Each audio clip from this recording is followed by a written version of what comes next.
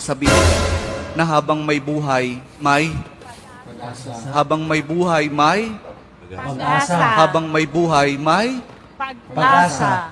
pagsubok. Dahil tayo katiwala ng Diyos, binibigyan din niya tayo ng iba't ibang klase ng pagsubok.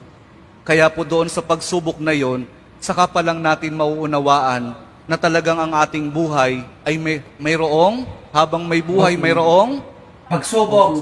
habang may buhay, may Pagsubok. pagbangon.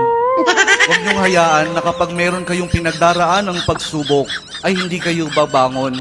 Kailangan meron tayong pagsumikap na pagtsatsagaan natin yung ating mga pagsubok na pinagdaraanan.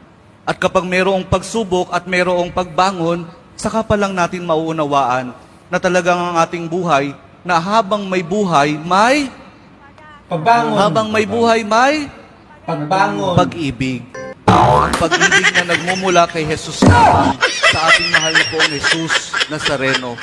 Dahil doon, kapag naunawaan natin itong mga bagay na ito, na habang may buhay, may pagsubok, may pagbangon at may pag-ibig na nagmumula lamang kay Jesus, saka pa lang natin mauunawaan at matatanggap na talagang habang may buhay, may Pag-ibig.